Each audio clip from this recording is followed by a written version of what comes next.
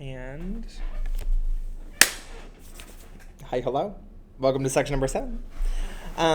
So course logistics things, remember to scan the QR code. The question for today is one of my favorite questions of the summer, which is, what's your favorite class that you've taken? Let me know. I'm always surprised. So often it's not a science class, which I think is telling about science education not being very good. Things, I have not sent them out yet, but the next day or two, by like midday on Sunday, you should receive an email from me with sign-ups for signing up for a mid-semester meeting. So it's very, you get a meeting, and you get a meeting, you all get meetings! Also remember to give us feedback. The mid-semester feedback form is live, and y'all are at about 50% completion, and we want to get to like 85% before we give y'all the little like grade boost thing. Now, I'll send a reminder out about it on either just on Sunday or on Saturday and Sunday. I'll let you know, hey, this many people have already done it. Please consider giving feedback. Regrade requests are due tonight, so if there's anything that like was graded incorrectly, like if you deserve more points on it, like justifiably, if I made a mistake with grading, please let me know. And I will go through all those regrade requests. Also remember that we have the quiz tonight and everything too. So that's kind of the logistics side of it. Any kind of questions, overview about where we're at?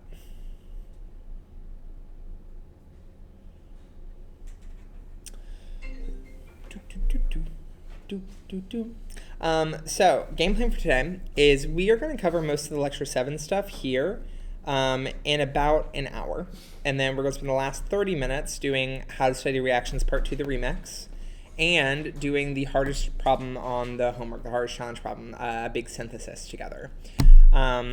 So with that, for the content for lecture 7, I might give you the full disclosure. This is my least favorite lecture.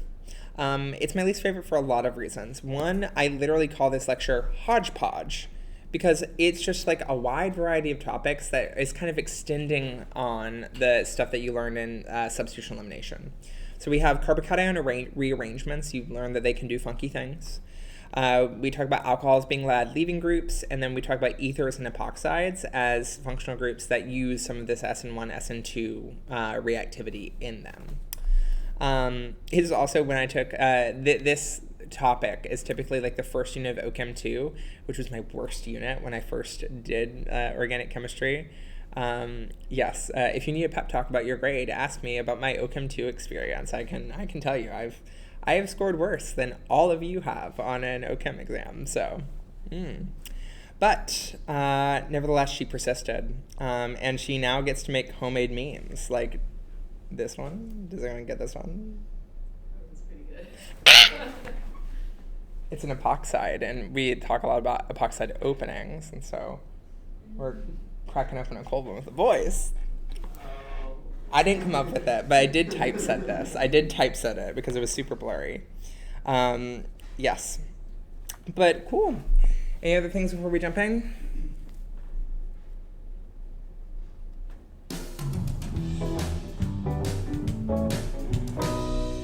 Carbocations, not carbocations.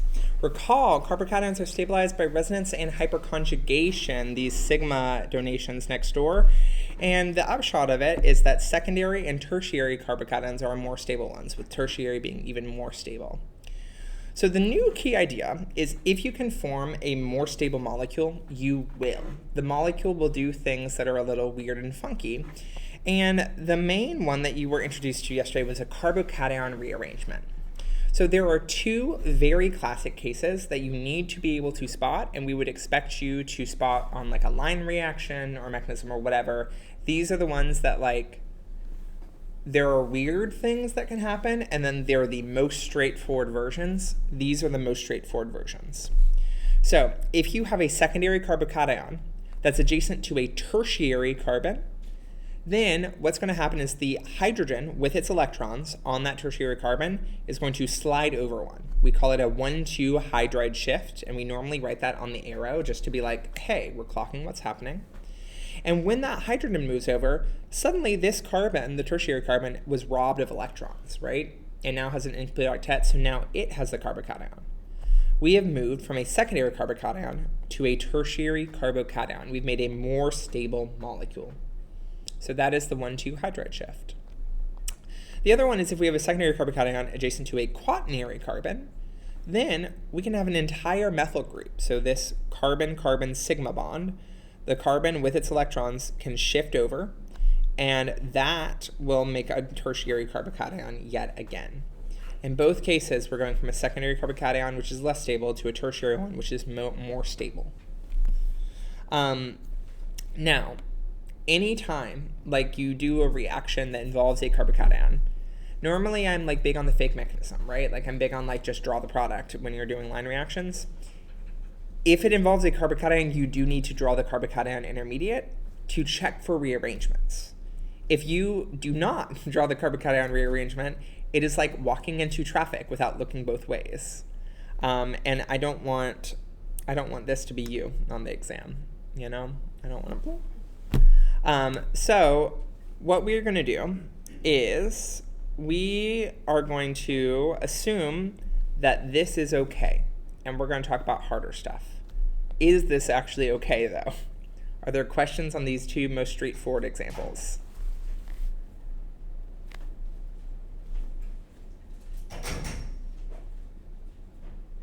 Okay. Then welcome to Stranger Rearrangements. So, the hydride shift and methyl shift, super common, but we are going to see more things happen. So starting off, this is Skill Builder, page 23. We know with alkenes, whenever they are in acid, they are going to get protonated first. And when they get protonated, they are going to make a carbocation. So let's do that. So over here,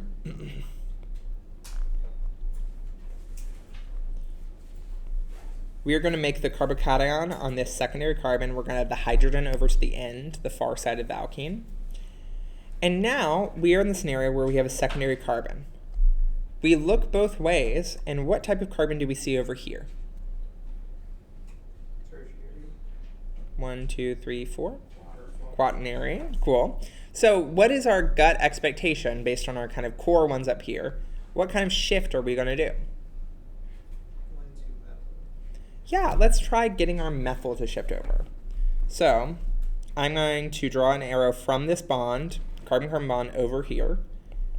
And when I do that, now suddenly I have 2 methyls on that carbon. And then this girl right here, we robbed her. We took away a methyl from her. And she's like, you stole my purse. So she has a positive charge now, even though that was not a very positive experience for her. Okay, so now we are at what type of carbocation? Tertiary. Tertiary. Did we make a more stable molecule? Yeah, hell yeah. So now our Br minus can come and attack, and we get a product that looks like this. Cool. So that happens. But the new idea here is something else can happen.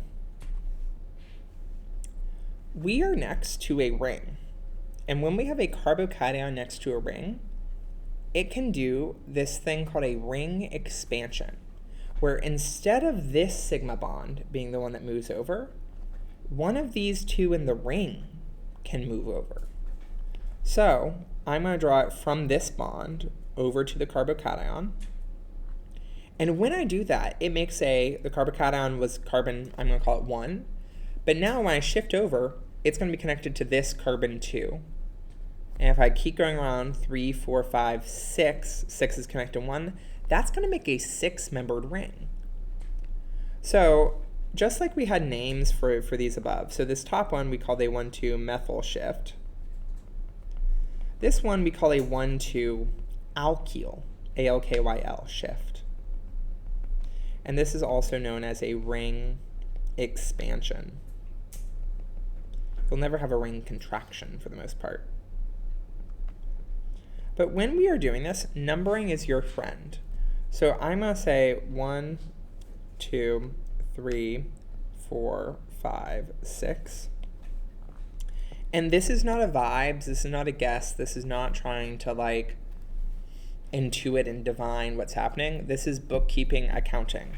On carbon 1, what else needs to be attached to it? A methyl group. On carbon 2, anything new? No. 3 boring, 4 boring, 5 boring, 6, anything attached to it? Another methyl group. The last thing that you have to do when you're doing carbocation rearrangement is you're just moving where the carbocation is. So there should be a carbocation. So I always ask the question, who got robbed? So who had a bond initially and then after this rearrangement lacks one of their bonds? 6. So we're going to put a carbocation in 6. Okay. So now we have a tertiary carbocation. Are we more stable? Yeah. So from here, a Br minus can go in an attack. And then we get to a product that looks like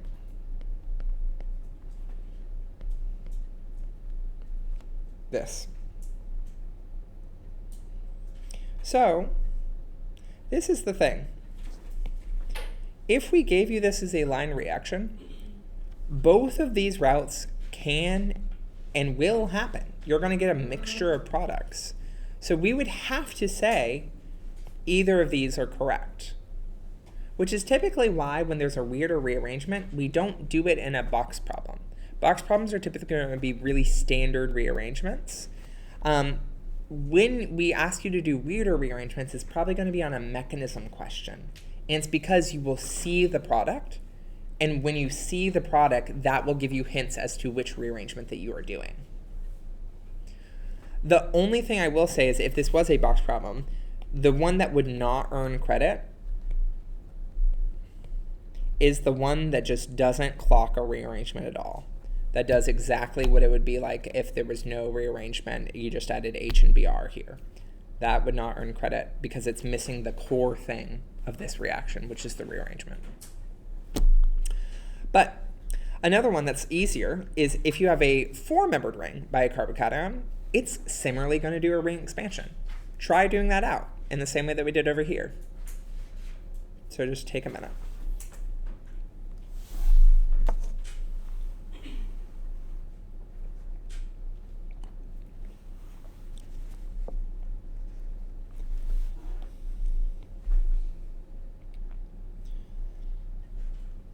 We go from one of the bonds in our ring. It doesn't matter which one, just one of them that's next door.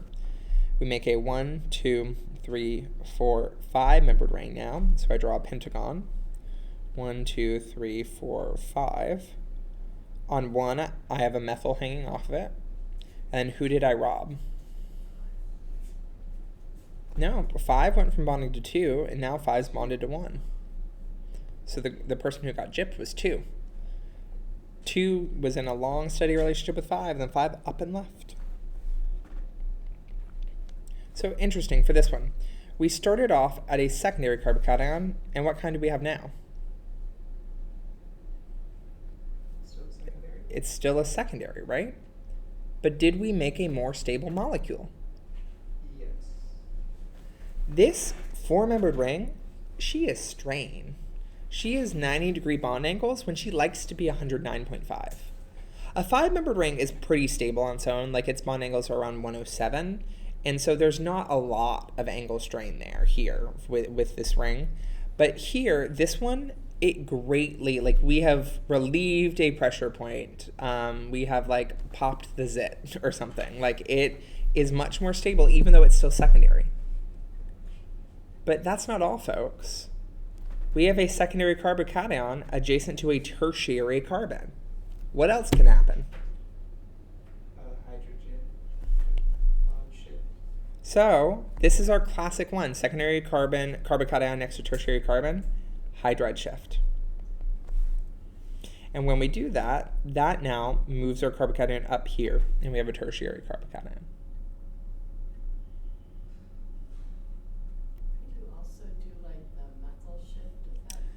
So that's a great question. If you shifted the methyl, then what you'd have up here is a hydrogen, right? And then this carbon is only secondary, so it's not more stable. So that's why it only works if the hydrogen moves for the tertiary. Yeah.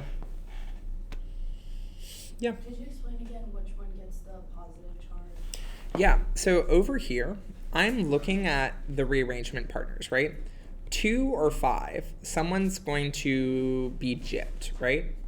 So what's happening here is I'm saying that 5 is taking these electrons and going and bonding with 2. Or sorry, going and bonding with 1 after this rearrangement. So 2 used to have that bond with 5, and now 2 does not. And so that's why it initially gets the carbon. Oh, I see what I've done. I've numbered it the opposite way. That's probably why you were confused. My bad. The thing is, it's symmetric. I'm sorry, I just did it, but I should be numbering.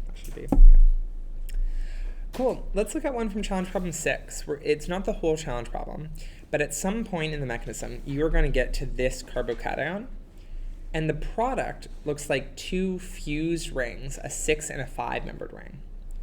This girl is weird. So let's do some numbering here. We have 1, 2, 3, 4, 5, 6. That's a 6-membered ring. So it's kind of like a wonky chair. And then we have 7, 8, 9. But then over here, this is another 6-membered ring, a wonky chair. This thing, pain in the butt to draw. But we want it to go from a 6-membered ring and a 6-membered ring to, in the product of this question, it's a 6-membered ring and a 5-membered ring. So we need to do a rearrangement. What we are going to do is we have this secondary carbocation up here, and we are going to take one of the sigma bonds that's adjacent. It can be any of these 4. They're all symmetric. And we're going to do a 1,2 alkyl shift.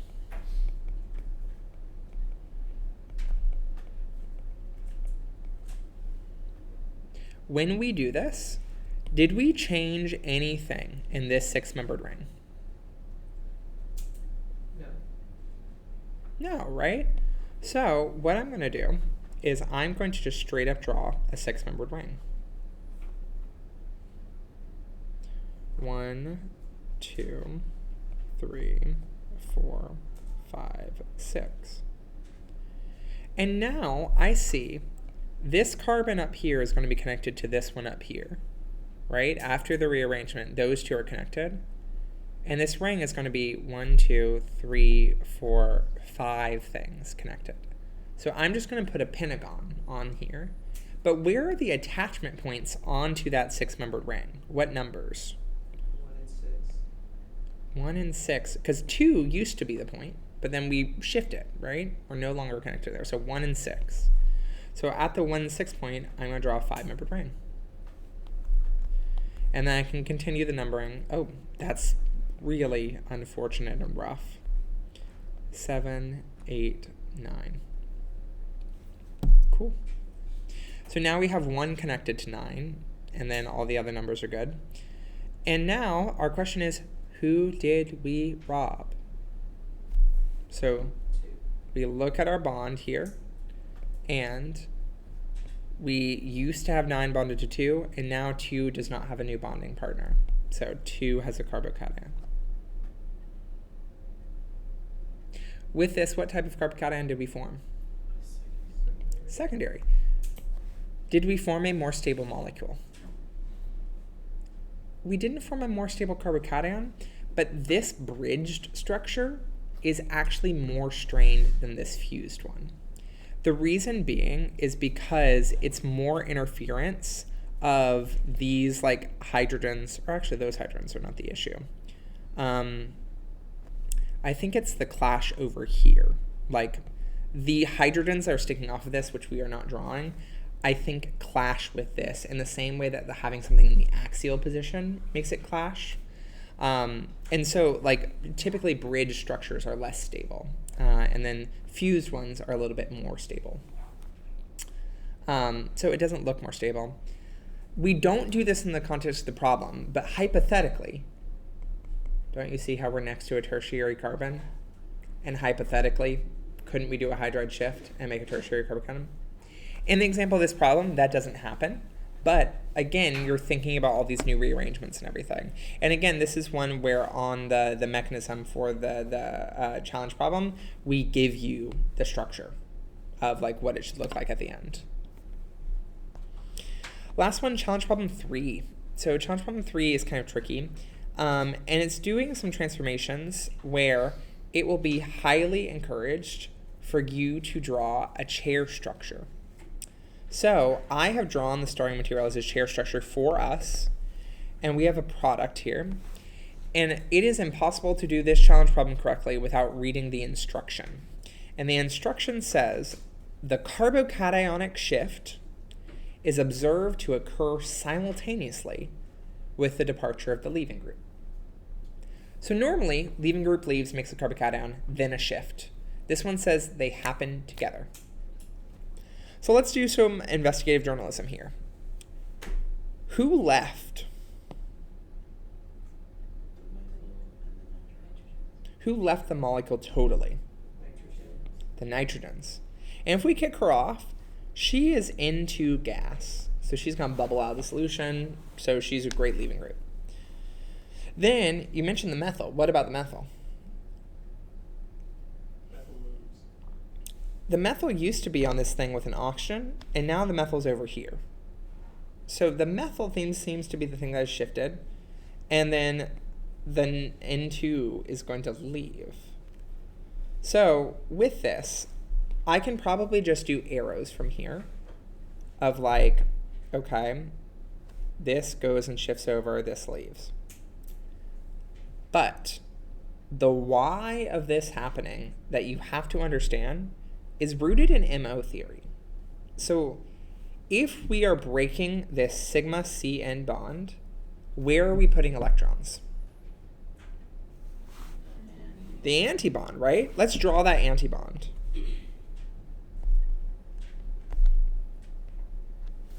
So this is the sigma star CN antibond that's empty.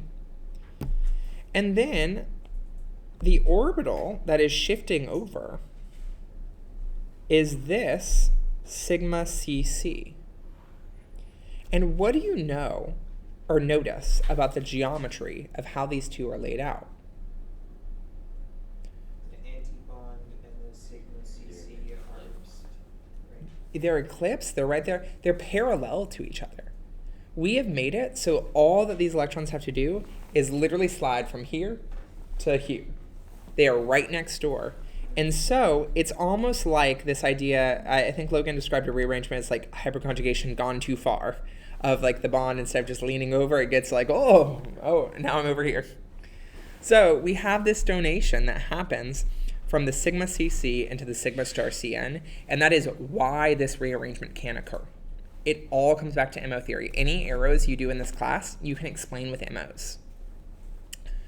So when we do this, let's look at our product.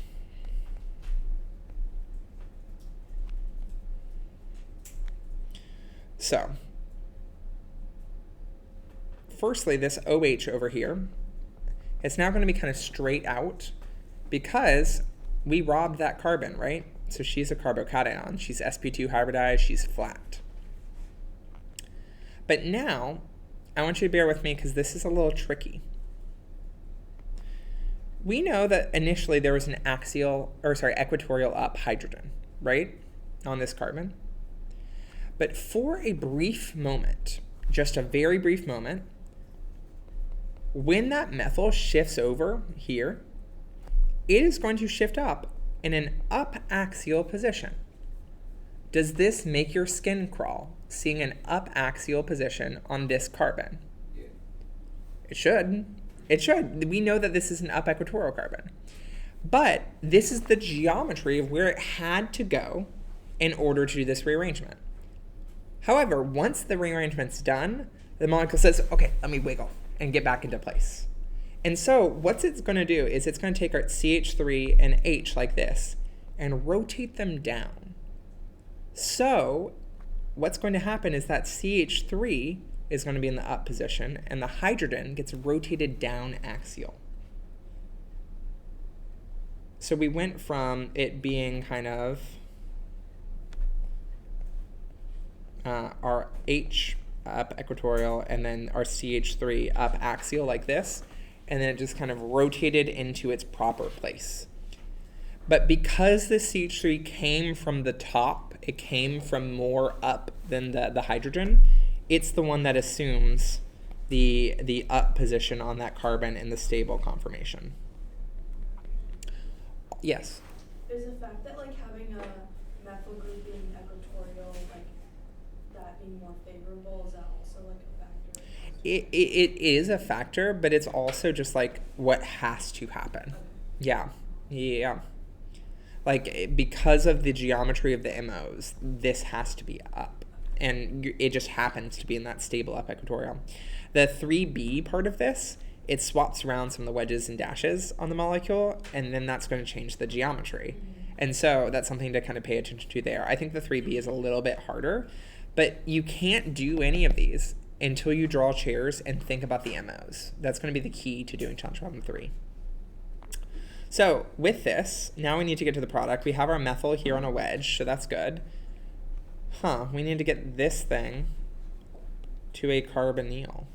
Any ideas?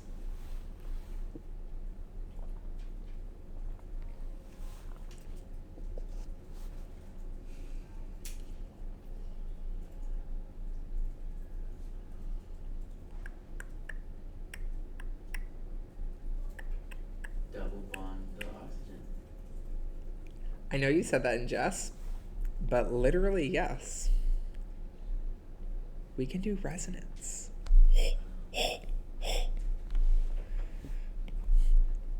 This is even crazier. This atom has 4 electron domains. It appears to be sp3 hybridized. It has a lone pair. And it's adjacent to a pi bond or an MDP orbital. That's sp2. This is resonance. It's already a carbonyl. Our notation just hasn't caught up to it. Literally. If that isn't fierce, I don't know what is. And why is this a better resonance structure than the other? Yeah. Slay. Okay, and then to finally get there, you just need something in the solvent to go and deprotonate. Bada bing, bada bang. So this is kind of, you can see like clearly a step up from what you saw in lecture, right? Lecture, we introduced some basic ones, but it can quickly escalate and become more complicated. Remember, the kind of golden rule with this is the ones that you need to be able to spot in your sleep and without us giving you a product are these two. These two are the classic ones. If there's a more complicated rearrangement, then we are going to typically give you the product. The only other one that maybe I would say, yeah, you should look out for is like a 4-membered ring next door doing a ring expansion. That's another like really classic one. But any questions on this before we go on to alcohols?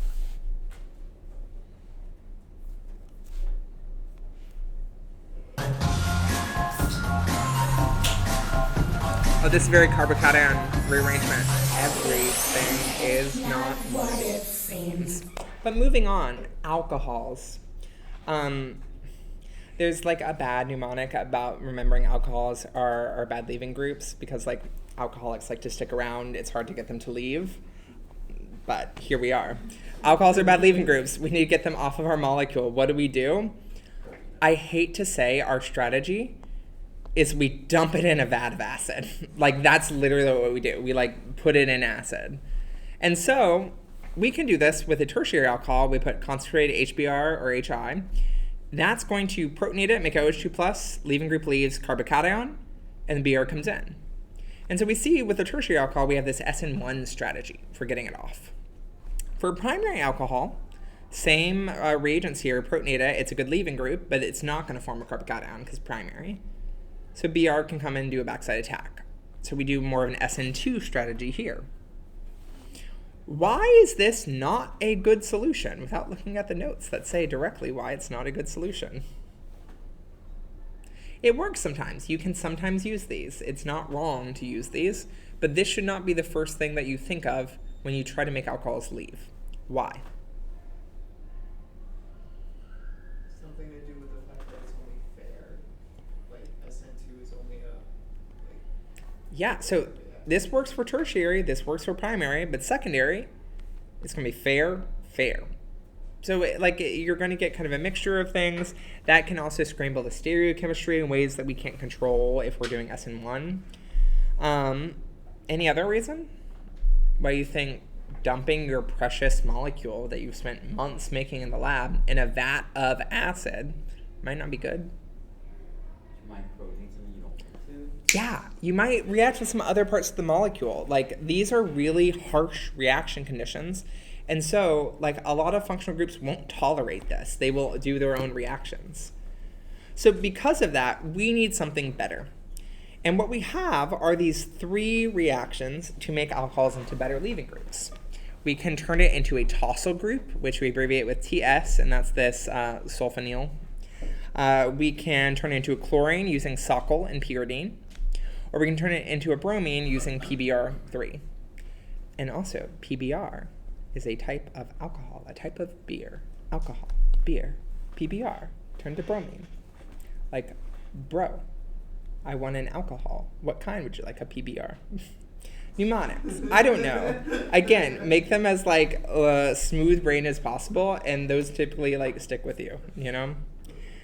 Okay, so for doing these, to be so honest, I'm not going to really focus on the mechanism very much. I'm going to like do some brief things, like I've done some like little sketches, but I'm not doing full curved air mechanisms, mostly because we use these a lot in line reactions. That's kind of the biggest place that we see them. I think it is good to know the mechanistic logic because this could pop up in other places, but we are likely not going to ask you these exact mechanisms on the test. Again, you want to know the logic, but... So here, basically what happens is this alcohol is going to go and attack the sulfur and do an SN2 and kick off the chlorine. And then it's going to be here with a positive charge, and we deprotonate it, and then we're done. So one thing to notice is, did we ever, in that mechanism, attack this carbon? We did not attack that carbon. We did not do an SN2, so we don't have any inversion. We have a retention of our stereochemistry. We start on a wedge and on a wedge. Also note, these are most useful for secondary alcohols. They also all work on primary alcohols. And I think that this one will still work on a tertiary alcohol. These two don't work on tertiaries, but typically you don't need it for a tertiary alcohol. It's mostly primary and secondaries that you are using it on. Then, for these other ones, we get to this kind of core intermediate after we interact with the starting material, and the halide comes and does a backside attack over here at that carbon. And if we do a backside attack at that carbon, we are doing an SN2. And so we invert the stereochemistry when we add on this new thing. So whenever you are doing this, the thing that we can kind of control is we have some methods that are going to invert the stereochemistry and another method that's going to retain the stereochemistry. That's going to be your core choice. Do I want to invert or retain? So I've made a little puzzle. This is a variant of page 14, so it's not page 14 exactly. Sorry about that. I just thought it would be a more compelling puzzle if we do it my way. Which maybe I should just... I have the chem draws. I could edit your problem set. I'm going to do that, actually, for next year. So I want you to spend a few minutes to try to play this game. So the first one, you're going to be kind of thinking in the forward direction here. But then, in the next one, you don't have any of your reagents. So what I would do is I would start at the end, be like, what reagent did I need to add to get this on, doing some SN2. And then based on whether this is a wedge or a dash, decide which version of making an alcohol leave do you need to use. So that's kind of the game. But I'll give you a few minutes and I'll circulate.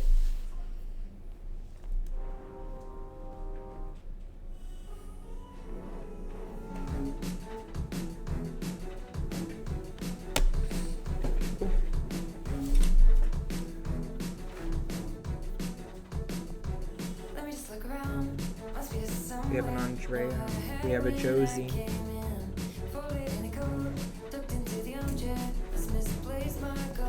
We have a Joseph. We have a Matt. You two are right next to each other on the roster. No, Josie and Joseph. I do my roster by first name.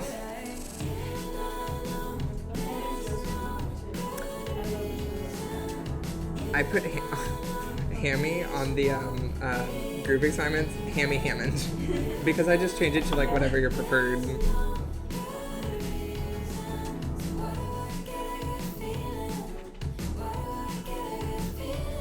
Matt. We have 2 of 3 jacks. Damn, we're 1 jack down. We need to do a rescue mission. We'll find that. Actually, I think Jack like regularly can't come on Fridays. I think he can only come on Wednesdays. Catherine and Adela and Gigi.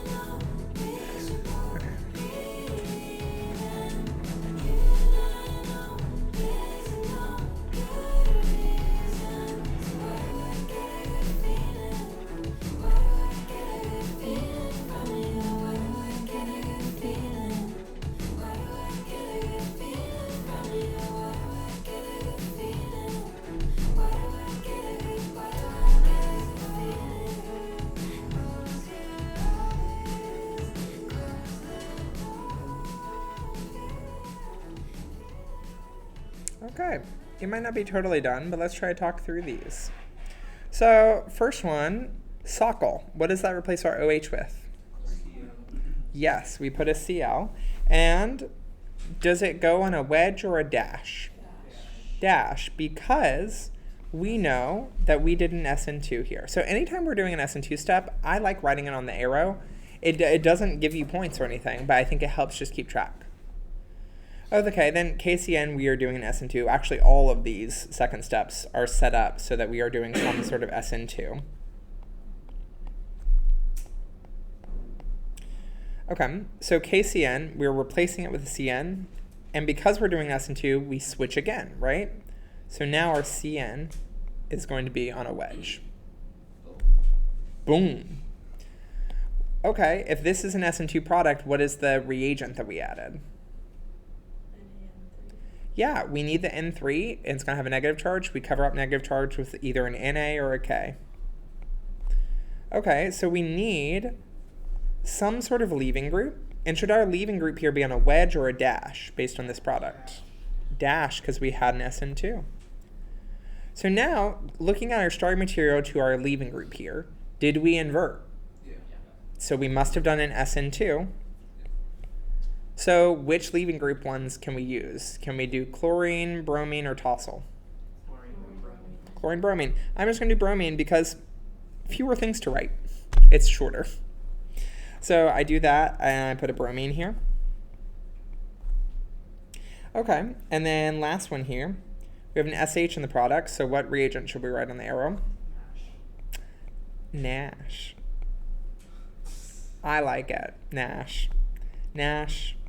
Home. Kotbu. You know, they're going to become your friends as you lose contact with all your other friends because you're studying organic chemistry. Okay, so we need our leaving group. And again, our leaving group needs to be on a dash because that step was an SN2. But here we started on a dash. So if we want to retain stereochemistry, do we tosyl, bromine, or chlorine? Tosyl. So do TSCl and pyridine. And that is no SN2. And that means our leaving group is an OTS. So kind of the big idea that we see here is if we do 2 SN2s in a row, overall, our transformation looks like we've retained stereochemistry, but really we've done 2 inversions, a double inversion. It's kind of like if a light switch was off and you turned it on, then back off again, it looks like nothing has happened. Meanwhile, we can do overall 1 SN2, and it looks like we just do a single inversion.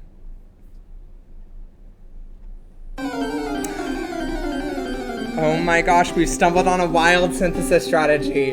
Can you believe it? We can control the stereochemistry when we are trying to make alcohols leave and do an SN2. We can choose to make it look like a retention by doing 2 inversions, or we can make it choose to look like just an inversion. And what you choose for your making alcohols leave reagent is going to give you that control and choice. You gotta be careful when walking in the tall grass. You might stumble into a synthesis strategy. The reason why it was muted, the section notes this morning, was because I was like, damn, I forgot to put the box over it in y'all's version, so it wasn't going to be a surprise. But I think the sound cue is enough of a surprise. You know, I don't need to.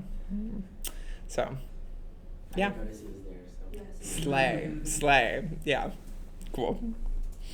Now, we're going to do a complete non sequitur.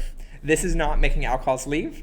This, I just want to get done another challenge problem. So I'm hoping by the end of the day we get like 2.5 challenge problems done. So this thing, phosphoryl chloride, what does this look kind of similar to? Like an SO3. Yes, or what about our other phosphorus ones? Yeah, something in here. It looks somewhere in here, right? And over here, this PBr3, we had this like weird leaving group thing.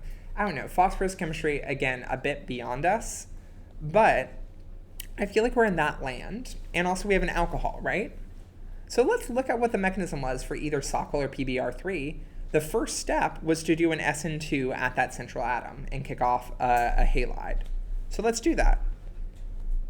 I'm gonna go bloop and kick off a chlorine.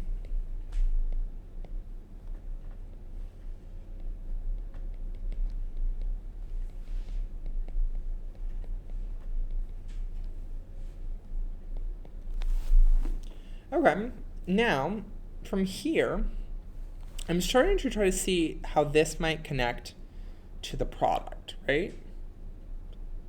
And it looks like in the product we have a carbonyl, or like phosphonyl, I don't really know what to call her, 2 chlorines, and then we have a single bond to an O-, right? If we just chop this off right here, we'd basically have that molecule except for it's an OH right now. So why don't we just deprotonate it and make it neutral?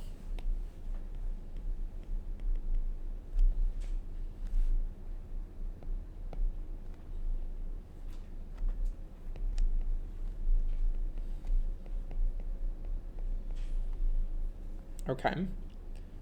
So now we are really close to that product molecule, right? With the phosphorus, we just need to break that bond. And then what do we make in the other reagent? An alkene, right? So what types of reactions make alkenes? Elimination. We kick off a leaving group and make a double bond elimination. So I'm gonna look, we have pyridine, which is a base. So over here, we can use another equivalent pyridine. I go to a beta hydrogen. You can go on either side. Pyridine, be a base. E2 elimination. And that makes our 2 products. So this is one that looks very scary, but is like not that hard. Like it's a big page for a small mechanism. But do you see how it's kind of connected to, like, the E2 reaction is kind of connected to the PBr3 mechanism? Like, there, you have not been taught this directly, but all of the chemical logic underlying it are things that you've kind of seen. Any questions on this?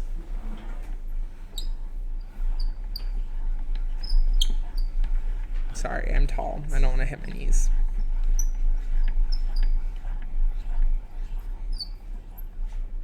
Cool.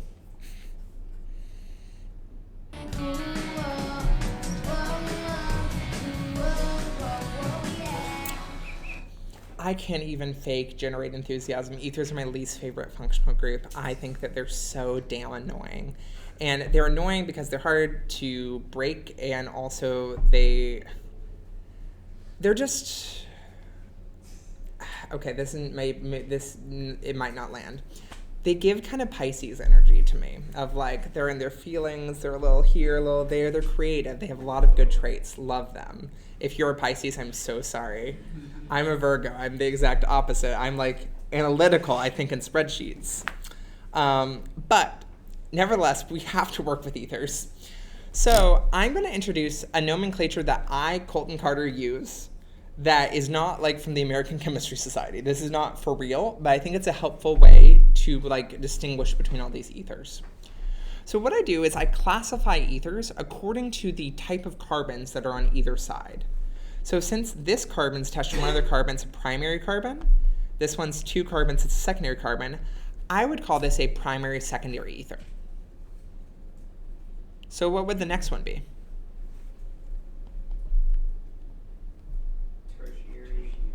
Tertiary secondary ether. And then take a second, do the rest on your own.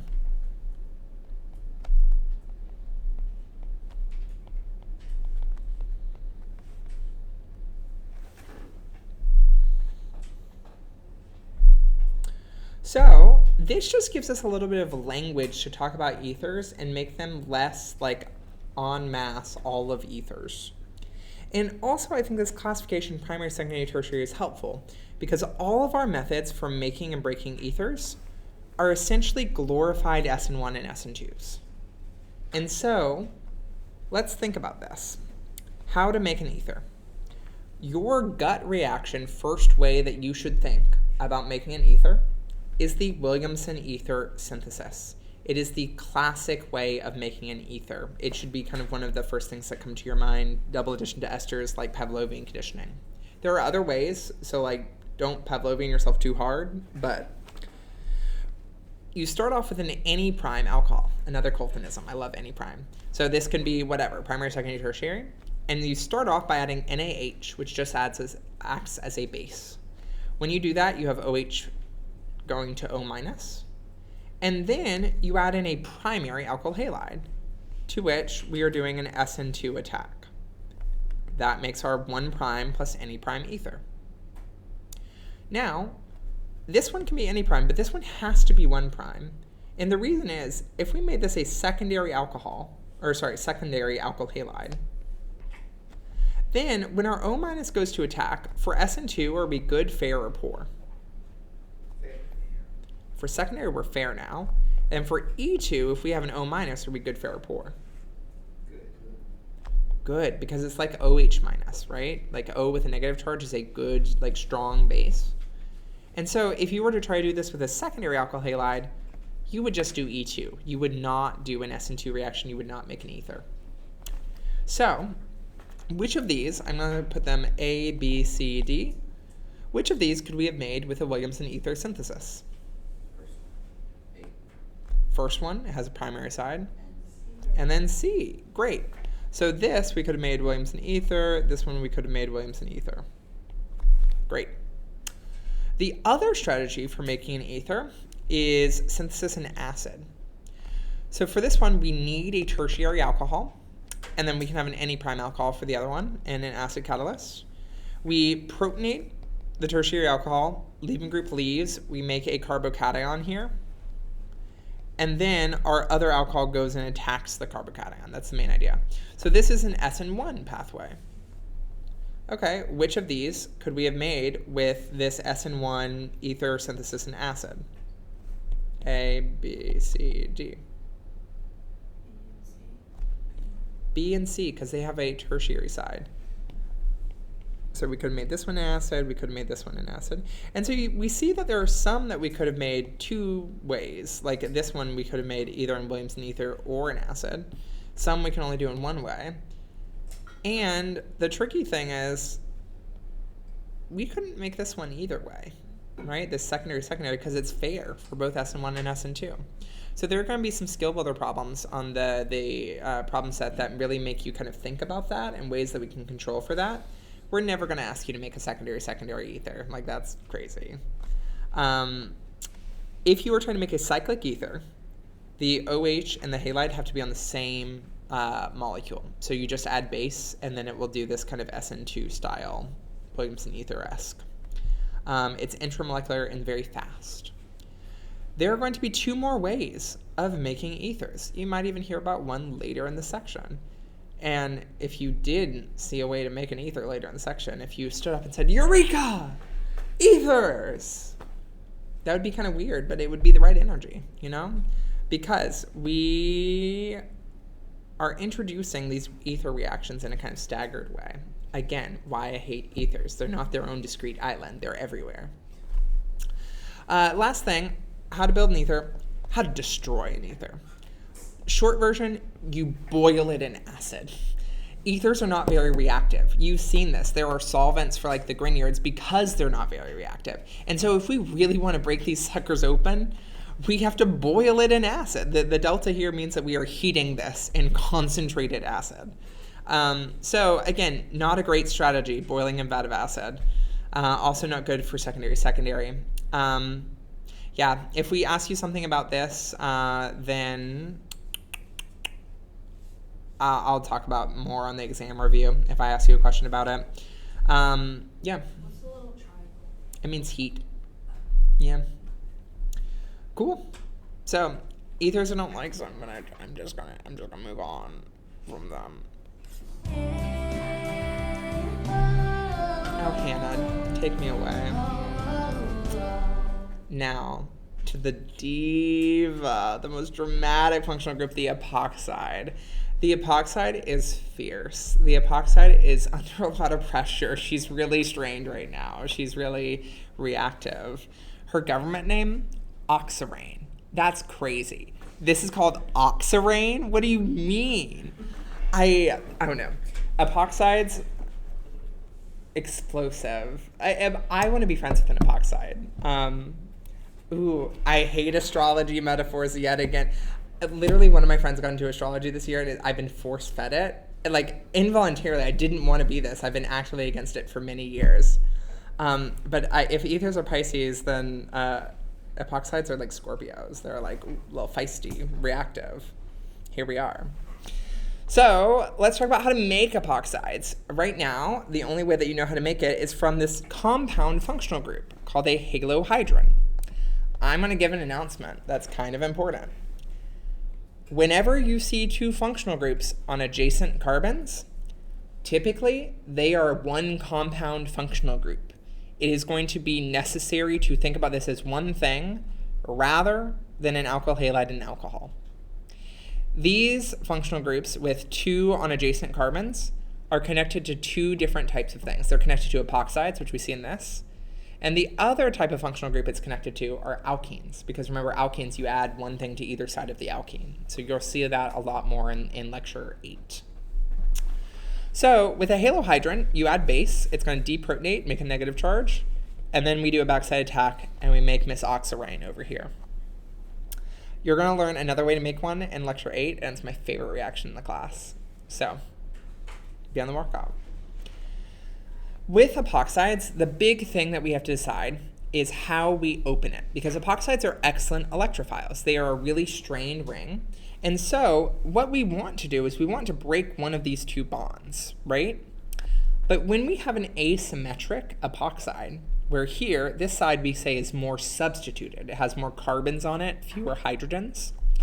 When we have an asymmetric epoxide like this, we want to be able to choose, are we attacking the more substituted side with our nucleophile, or is our nucleophile attacking the less substituted side? That's something that we want to be able to control. And it turns out we can control this just with kind of pH, with acid-base conditions. So if we want to add to the more substituted side, we attack an acid. The reason being is, in acid, we protonate this. It makes OH with a positive charge. And Logan got into some of the advanced things of like, this isn't what we actually think it is. And that his explanation, he was using single bond resonance. It's a bit above y'all's pay grade, respectfully. And so I'm going to give you a slightly different interpretation that I think is more consistent with what you've seen, but is also not reality. Fair warning.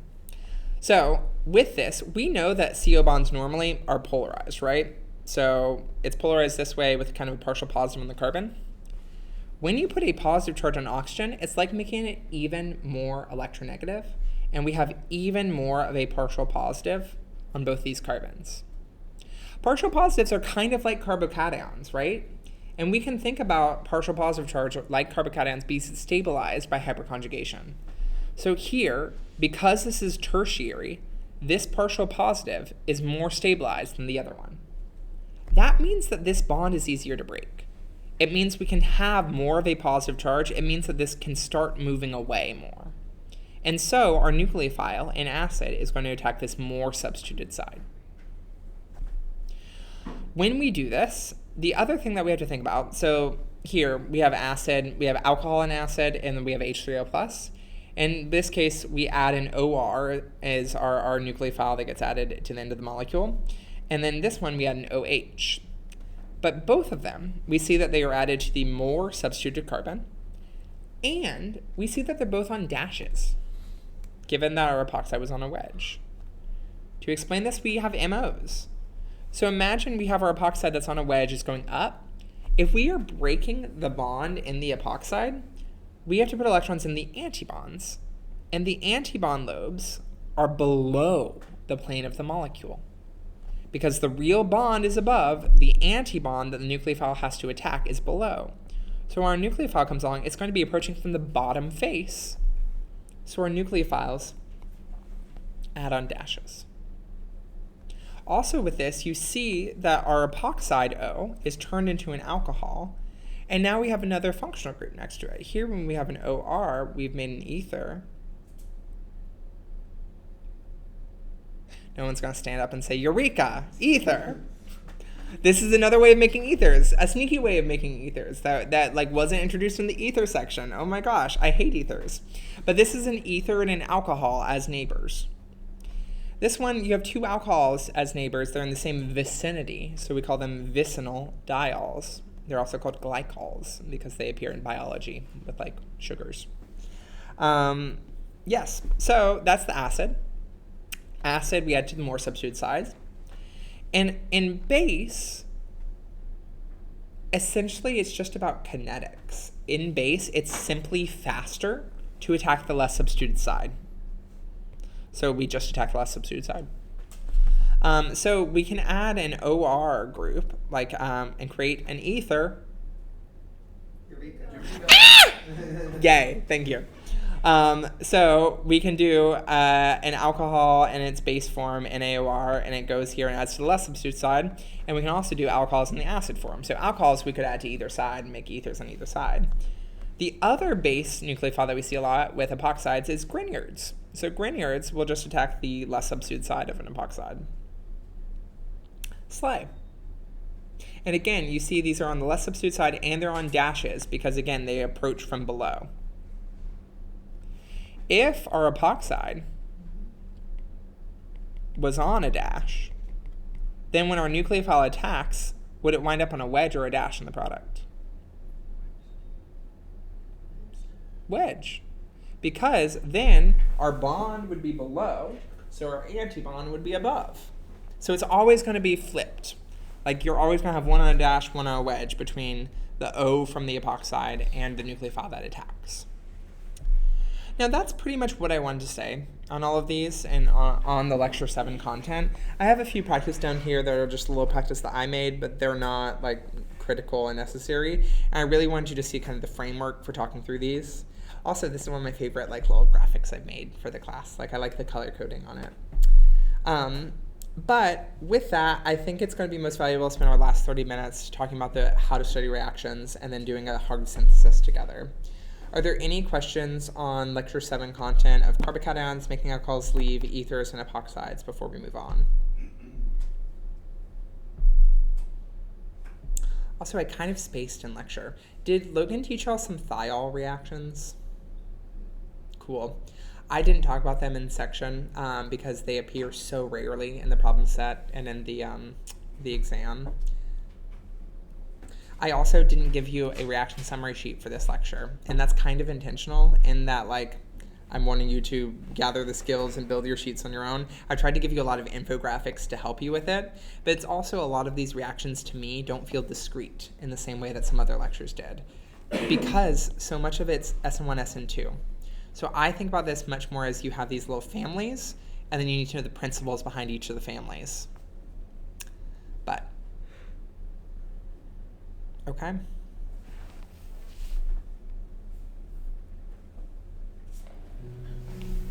A somber moment.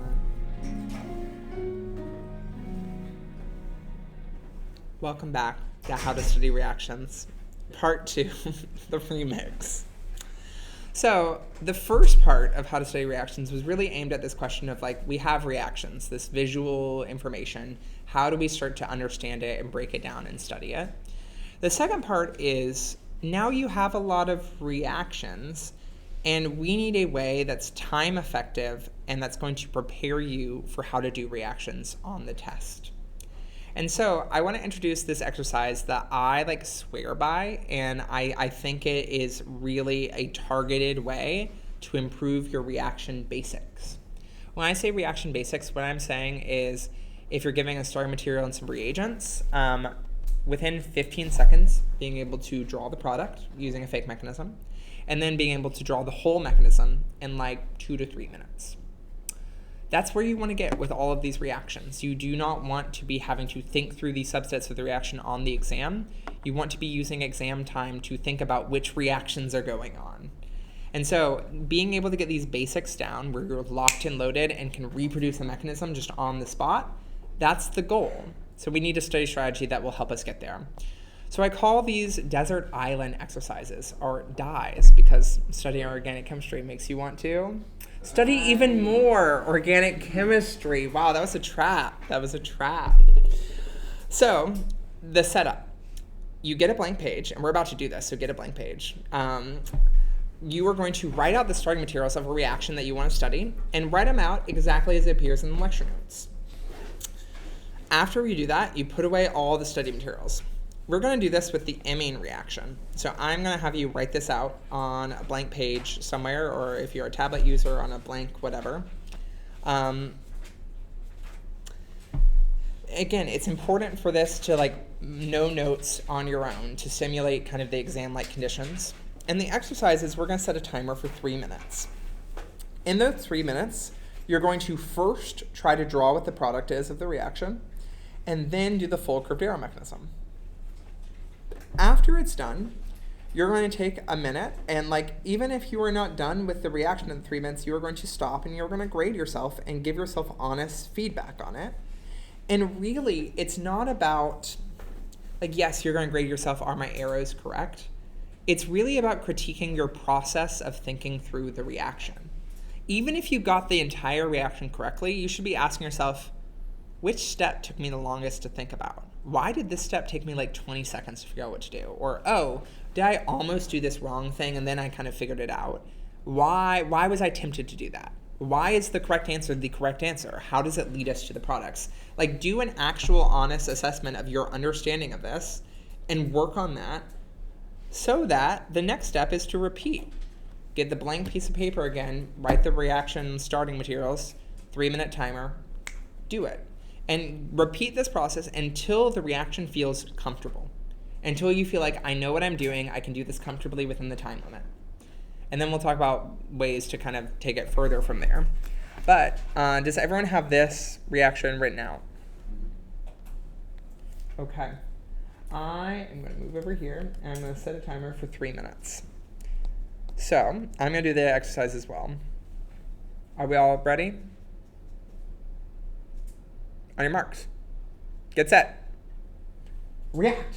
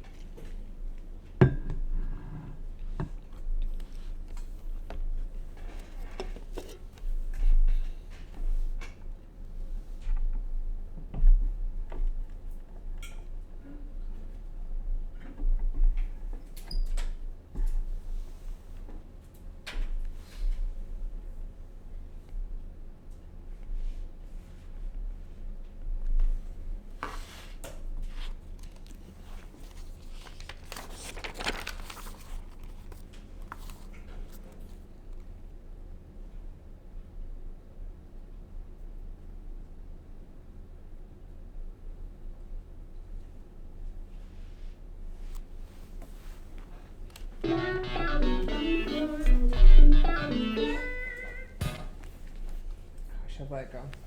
How'd you do? How'd I do? Did I make a mistake?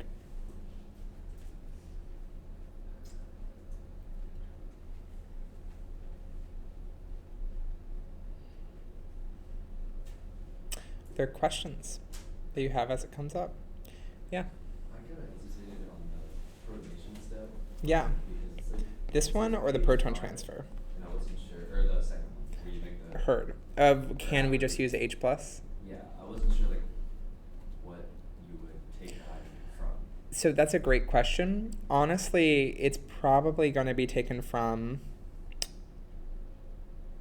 There is probably going to be some of this with NH3 plus in the solution, but it's just going to be in a really low concentration because of the relative pH.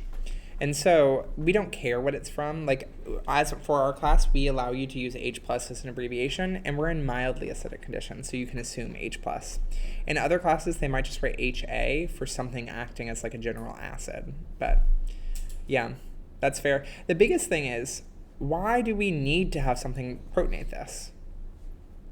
Because alcohol is not using it. Exactly. Alcohol's about leaving a group. We have to make it into water to kick it off. Like when I did this for the first time in 9 a.m., this is the step that I also paused at for like 15 seconds. Like I did the whole thing in 1:10 seconds, but like this one was the one where I was like, oh, I know I need to do this. And it's really tempting to just do that, right? And I had to pause and be like, I forgot actually what was the fate of this water. And there was another thing that was kicked off, this H2O. So that's the like narrative of what needs to happen. Other questions about it? How do we know that the first step is the Just attacking? nitrogen and not like the protonation of the alcohol and the carbon? That's the exact right question to be asking.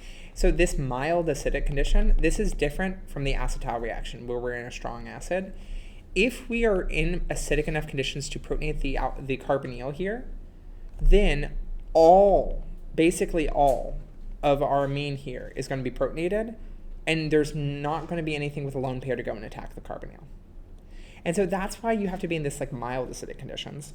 But again, these are the exact questions to be asking. Like this is like the weird quirky thing about this and why it's different from the acetal. And just by like doing that self-assessment processing and asking, you're bettering your understanding. Like you're figuring out what you do and don't know, and you're having that hesitancy now instead of during the exam. Other questions on this mechanism? Was the fake mechanism okay-ish?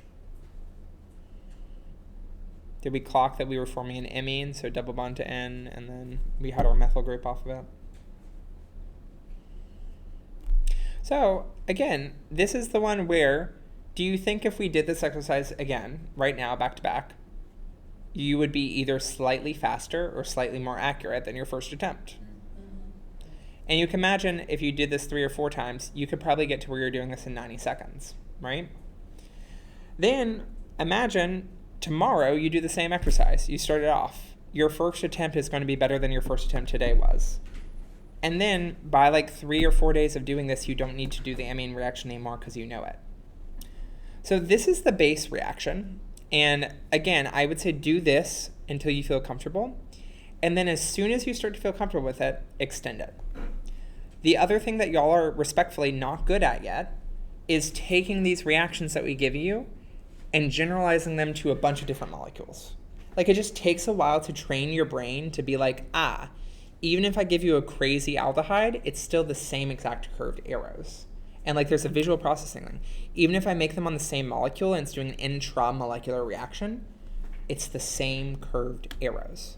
So get practice with doing this with other reagents. Build something that looks weird just to see if you can do it.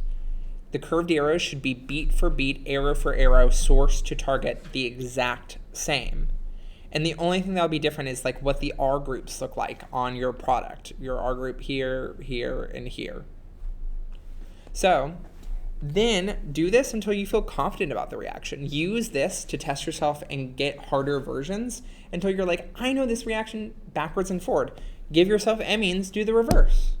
Like this is like an active tool that can like target exactly what you don't know and in a way that's exam-like conditions. You don't have your notes around you. You're really forced to confront what you do and do not know on a blank page. It's one of the reasons why I like it. It's active learning the entire time. And that feels uncomfortable. Like you're having to sit with what you don't know. And like even the concept of studying, like imagine you're like, I have no idea the nitrile hydrolysis mechanism. And you go to set a 3-minute timer and you like mess around on the page for 3 minutes and like none of it's correct. That's going to feel horrible. But honestly, it's going to get you thinking, okay, what did I think would be a first move? What needs to be the first move? And then it targets your studying. Like it really, learning something new is a process of discomfort. And so this leans into it in a microdose way. The time constraint also doesn't let you grind your gears on it for 15 minutes, 20 minutes. It's really quick. You get like immediate feedback. And then also it helps free up your exam time for actually thinking about which reactions you are doing rather than can I execute this reaction. The other thing is you don't have to follow all these rules. Do something that makes sense for you. So for some students, they tighten up the time constraints and they get to where they can do it very fast. For other students, you have like exam accommodations, have more time, give yourself more time and like see what you need to do for this. There are also some reactions where you might need to do like 10 or 15 of these to get really confident on the reaction. There are other reactions like a Grignard attacking an epoxide or something. You could probably do that in 2 or 3 times and be done. So, like, don't lock yourself into, okay, I need to do 40 a day, blah, blah, blah. Yeah. No, like, use this in a really, like, pragmatic way. I think that this is also a great supplement to something like flashcards with, like, functional group transformations. But the thing I like is, even if you're making flashcards, if you're rewriting notes, if you're making a big study street, all of those are great ways to study in abstract. They all take a hell of a lot of time.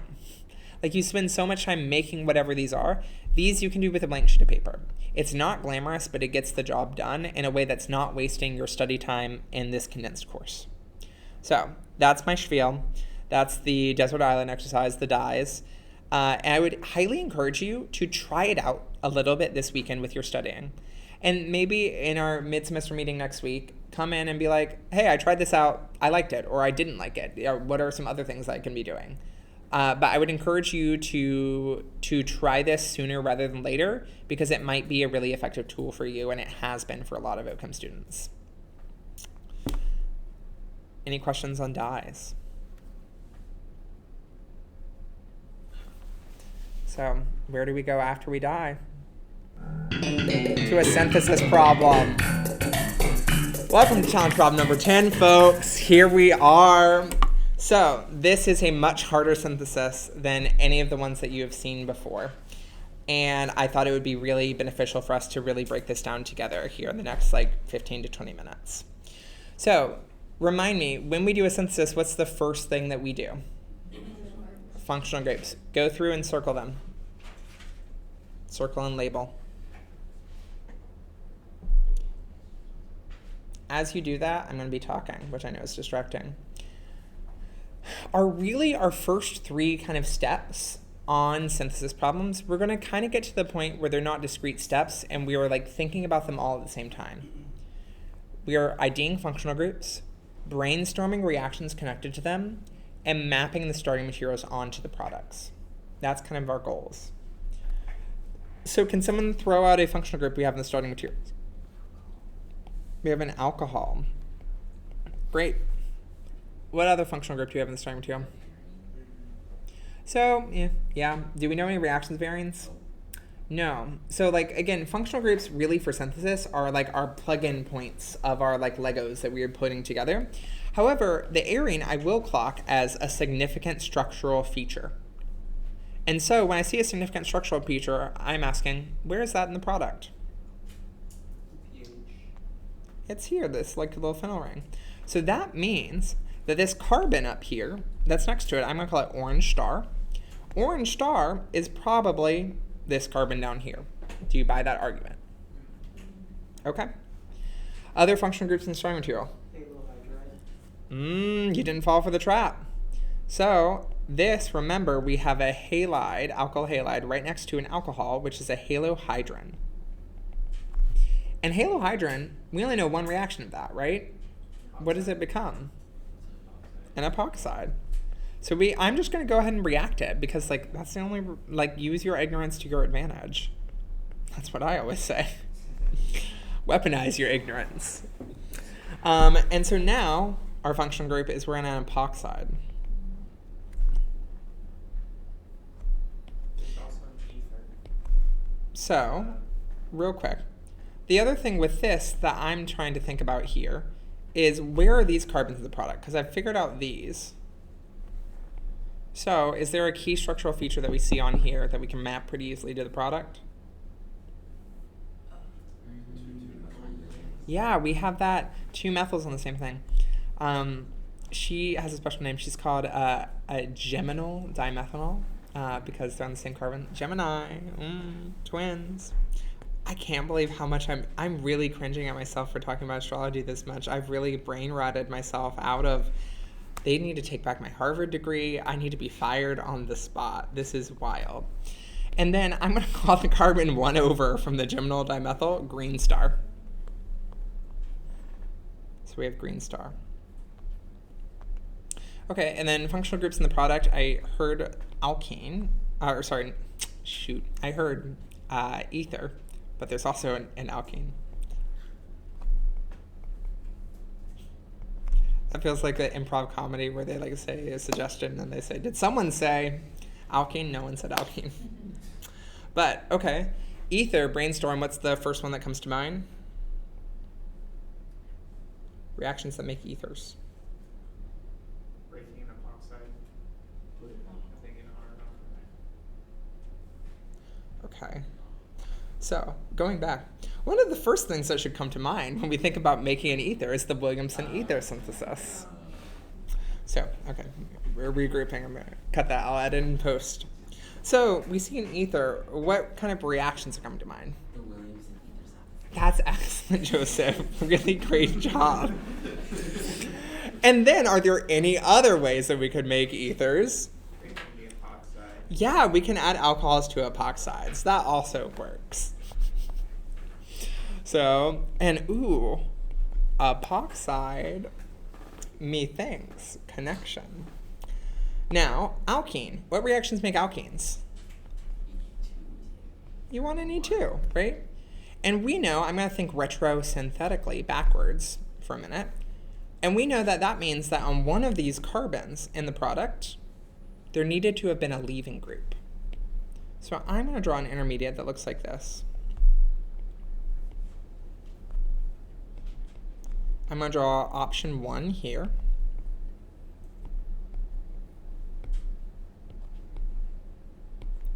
And then option 2 over here. So I know to make an alkene, I need to get to one of these states. And it's not clear the order the ether might happen before or after. But remember, if we're making an alkene, we're going to use base. And if we have alcohol around, then that's going to just deprotonate the alcohol. That's not going to do an E2. So I think this might be our last step.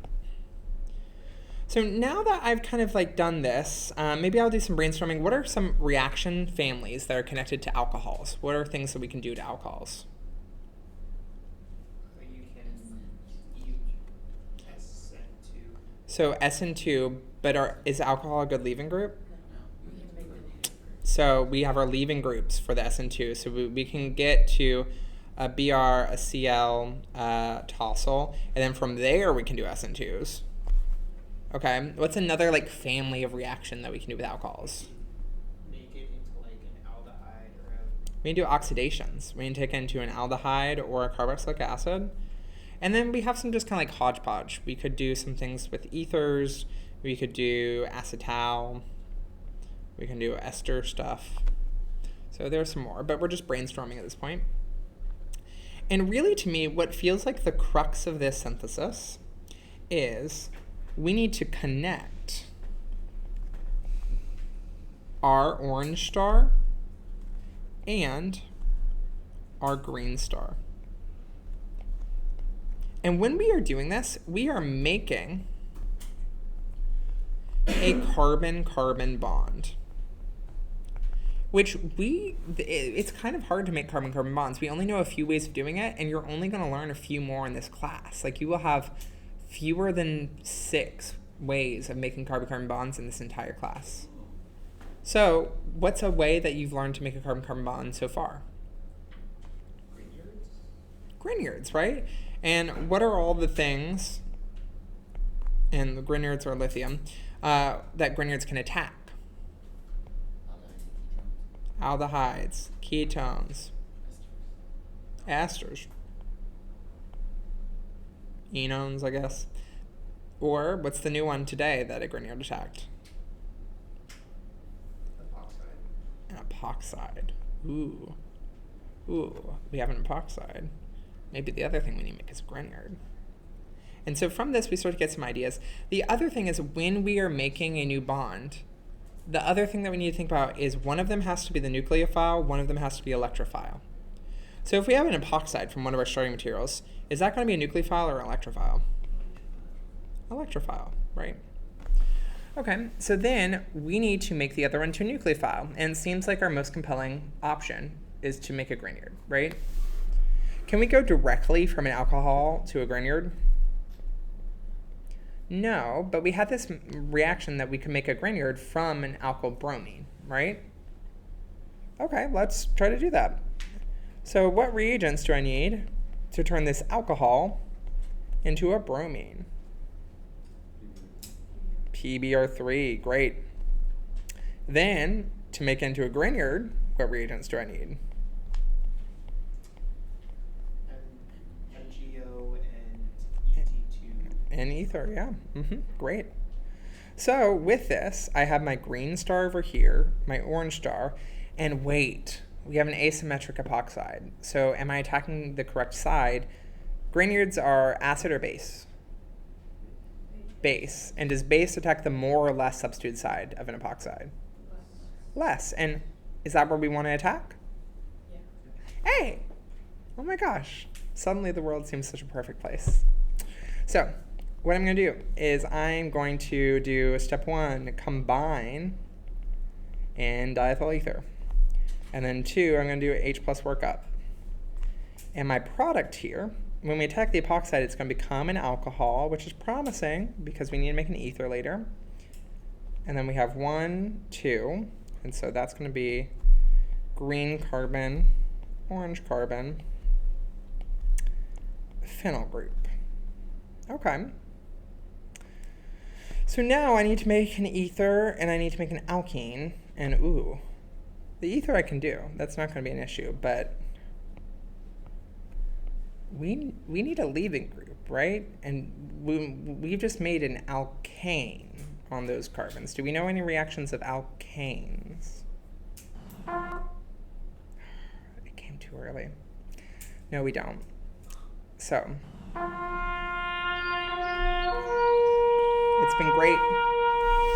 This was a good run. We tried our best, and the mighty have fallen. We have a dead synthesis route on our hands.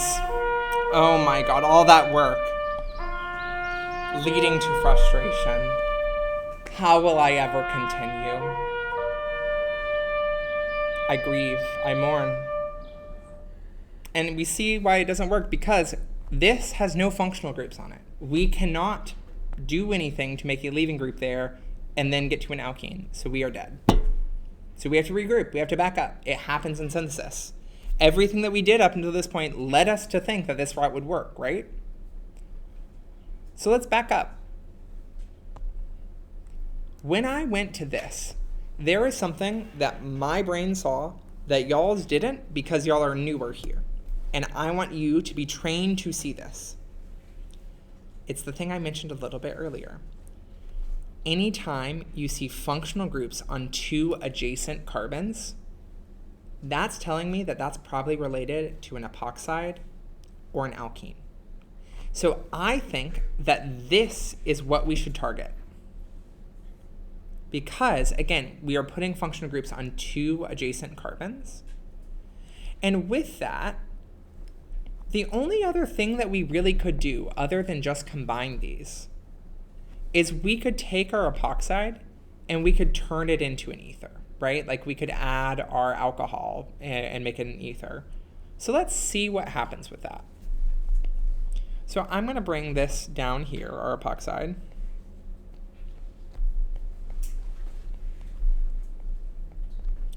And if I want to add OET, I'm going to use my HOET, but should I use it in acid or base if I want it to add on this left side? Acid. Acid. She's the more substituted side, right? So I'm going to do HOET with H+. And when I do that, I have OET over here.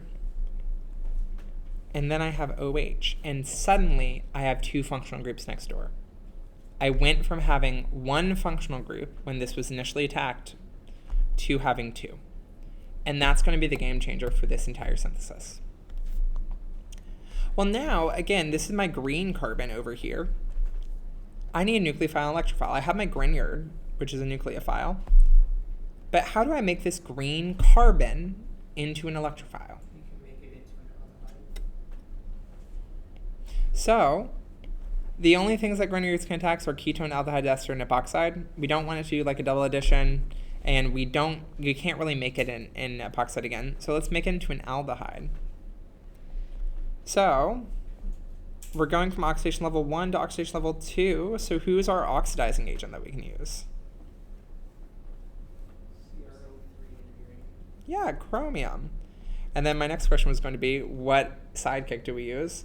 So if we go to oxidation level 2, we use pyridine. And what do we use if we go all the way to oxidation level 3? Water. Water, exactly, because we need another source of oxygen for it. So now we are an aldehyde here for our green carbon. We have our good electrophile. Are we ready to combine them? I think so. So 1, we are going to combine an ET2O. 2, we are going to do an H+ workup. And when we do this, what we get is our OET is already there. But now, when we attack our carbonyl, it's going to leave us with an alcohol. And then our Grignard carbon is just attached like normal. So now we are in this key state that we see over here in the product. And because this is an important thing to train your eyes to see, I'm going to write this actually out.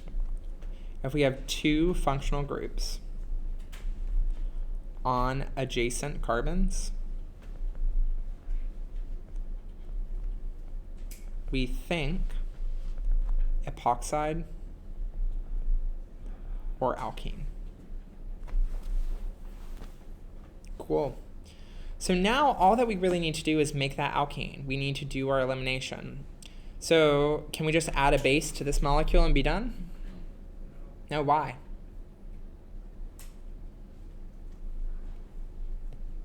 We have an OH. OH is bad leaving group. Ugh, theme of the day. So tell me what can I turn OH into that's a better leaving group? OTS, anything. Yeah, we don't care, but I heard OTS first, so TSCl, pyridine.